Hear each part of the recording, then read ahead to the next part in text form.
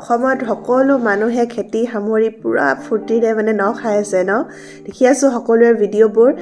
ভাল লাগিছে হাঁহে বাঁহে মাহে এনেকৈ বুলি কয় যে সকলোখিনি ধুনীয়াকৈ মানে খাইছে আৰু ভাল লাগিছে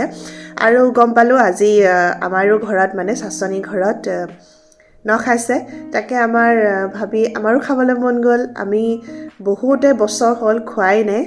মই চাগে এবাৰমানহে খাইছিলোঁ নেকি ন ঘৰত আৰু পাহিতো মনতেই নাই কি হয় নখোৱা তাই বুজিয়ে নাপায় সেইকাৰণে ভাবিলোঁ আজি যিহেতু খবৰটো পালোঁ অকণমান আয়োজন কৰোঁ নখোৱাৰ আমাৰতো চব বাৰু ইয়াত কিনা বস্তুৱে নিজৰ ঘৰৰ ধান চাউল বুলিবলৈ একো নাই কিন্তু হ'লেও তেনেকৈ ভাবিছোঁ খোৱাৰ আমেজটো লওঁ আমি তিনিজনে আজি ইয়াতে মিলি তেন্তে বলক পাকঘৰলৈ গৈ থাকোঁ আৰু আজি নখোৱা বুলিয়ে মই জহা চাউলৰ ভাত কেইটামান বনালোঁ এয়া সৰু আলুৰ তিল দি বনালোঁ এয়া গাহৰি মাংস বনালোঁ বাঁহগাজাৰ লগত অলপমান মচুৰ দাইল চালাড এইখিনিকে বনালোঁ তেন্তে বলকচোন আৰম্ভ কৰোঁ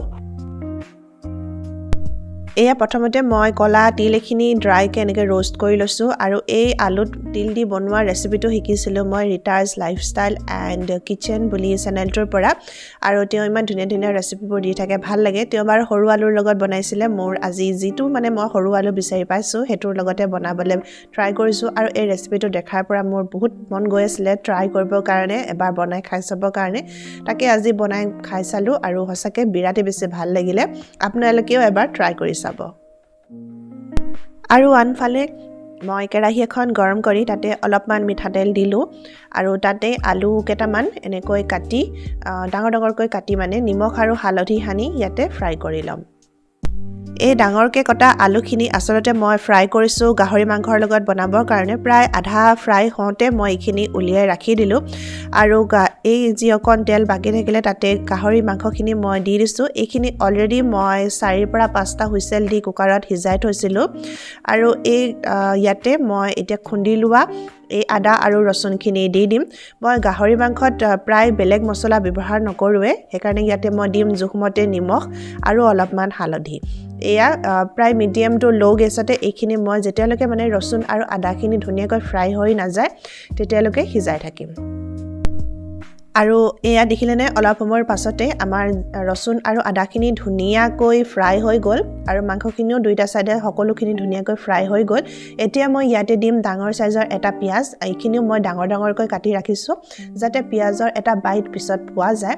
আৰু ধুনীয়াকৈ কৰি দিলোঁ মিক্স লগতে আৰু দি দিলোঁ সেই যে ফ্ৰাই কৰি ৰাখিছিলোঁ মই আলুখিনি সেই আলুখিনি ইয়াতে দি দিলোঁ আৰু আজি মই গাহৰি মাংসখিনি বনাব লৈছোঁ খৰিচাৰ লগত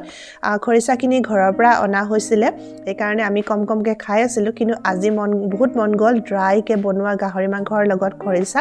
সেইকাৰণে এয়া দেখিলেনে প্ৰায় 2 পৰা 5 মিনিটমান আমি আলু পিঁয়াজ এই সকলোখিনি সিজাবলৈ ৰাখি থৈছিলোঁ তাৰ পাছতে ইয়াতে প্ৰায়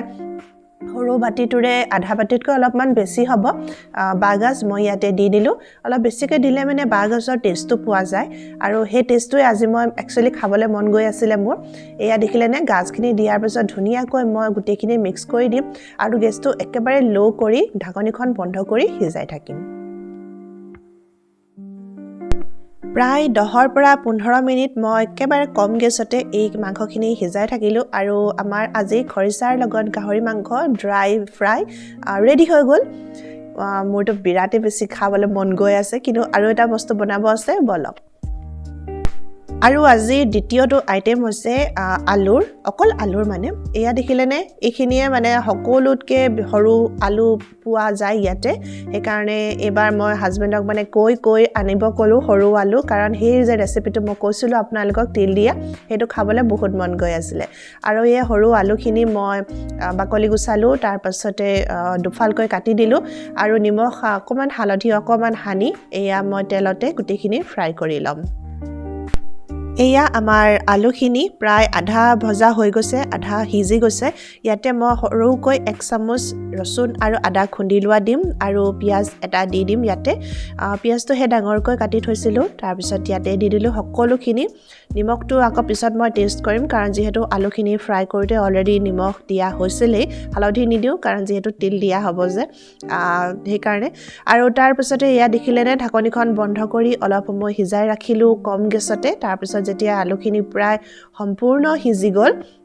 তাৰপিছত সেই যে মই ভাজি থৈছিলোঁ তিলখিনি সেইখিনি মই পিচি পাউডাৰ কৰি ল'লোঁ আৰু তাৰে 2 চামুচ দি দিলোঁ ইয়াতে আৰু চাইছোঁ যে আৰু লাগিব নেকি তাৰপিছত যে মোৰ লাগিলে আৰু অকণমান লাগিব নিচিনা সেইকাৰণে পিছত মই আৰু 1 চামুচমান দি দিলোঁ তিলটো বেছি হ'লে মানে খাই ভাল লাগে বাৰু তাৰপিছত এয়া দেখিলে ধুনীয়াকৈ সকলোখিনি মিক্স কৰি দিলোঁ আৰু এয়া আৰু যে কৈছিলোঁ মই 1 চামুচ দিলোঁ তিল বুলি এইখিনি তিলখিনি ইয়াতে দিলোঁ ধুনীয়াকৈ কৰি দিলোঁ মিক্স আৰু এইখিনিতে নিমখটো অলপমান কম যেন পোৱা দেখি মই অলপমান নিমখ ইয়াতে দি দিলোঁ আৰু ধুনীয়াকৈ মিক্স কৰি দিলোঁ তাৰপিছত ঢাকনখন বন্ধ কৰি একেবাৰে কম গেছতে মই 2 পৰা 5 মিনিটমান সিজাম কাৰণ আলুখিনি অলৰেডি সিজি থকা অকল তিলখিনিৰ কাৰণে 2 পৰা 5 মিনিটমান সময়তে হৈ যাব আৰু সঁচাকৈ কৈছোঁ এই আলুৰ তিলৰ ৰেচিপিটো খাই মোৰ বিৰাটেই ভাল লাগিলে পাহিও বিৰাটেই বেছি ভাল পালে আপোনালোকেও কেতিয়াবা ট্ৰাই কৰিব আৰু আনফালে এয়া পাঁচফোৰণ লগত মই পিঁয়াজ অকণমান ভাজি আছোঁ আৰু বিলাহী ভাজিম এইখিনি দাইলৰ কাৰণে দাইল মই মচুৰ দাইল বনাইছোঁ অলপ আৰু সেইখিনিতে পাহিয়ে চিঞৰ বাখৰ লগালে বোলে বাহিৰত স্ন'ফল হৈছে ময়ো এয়া পটাপট ওলাই আহি চালোহি যে সঁচাকৈ বাহিৰত ধুনীয়াকৈ স্ন'ফল হ'বলৈ আৰম্ভ কৰিছে আৰু স্ন'ফলৰ এলাৰ্ট আছিলে বাৰু আজি আৰু আজি যে এয়া দেখিলেনে সঁচাকৈ এলাৰ্টৰ মতে স্ন'ফল হৈ গ'ল বিৰাটেই বেছি ভাল লাগিছে স্ন'ফল দেখিলে মানে সঁচাকৈ মনটো একদম সৰু ছোৱালীৰ নিচিনা হৈ যায় আৰু ঘৰতে নখোৱা বুলি এয়া মই সৰু সুৰা আয়োজন কৰিলোঁ বনালোঁ কিবাকিবি গোটেইখিনি ৰেচিপি 2টা ৰেচিপি মানে আপোনালোকক দিলোঁ বাৰু আৰু এয়া মচুৰ দালি বনাইছিলোঁ তাত পিঁয়াজ আৰু বিলাহীৰ লগত তেল মাৰি ধনিয়া কাটি দিলোঁ আৰু বিৰাটেই বেছি ভাল লাগিলে চালাড কৰিলোঁ আৰু জহা চাউলৰ ভাত আৰু ভাত খাই উঠাৰ পাছতো এয়া দেখিলেনে বাহিৰত স্ন'ফল হৈয়ে আছে আৰু ৰাস্তা মানে অলৰেডি বগা হ'বলৈ আৰম্ভ কৰিলেই আৰু ময়ো আজিৰ ভিডিঅ'টো বেছি দীঘল নকৰোঁ কেনেকুৱা লাগিলে আপোনালোকৰ ক'বলৈ নাপাহৰিব যদি ভাল লাগিলে লাইক কমেণ্ট কৰি দিব আৰু নতুন সকলে চেনেলটো ছাবস্ক্ৰাইব কৰি দিব আজিলৈ আহিছোঁ বাই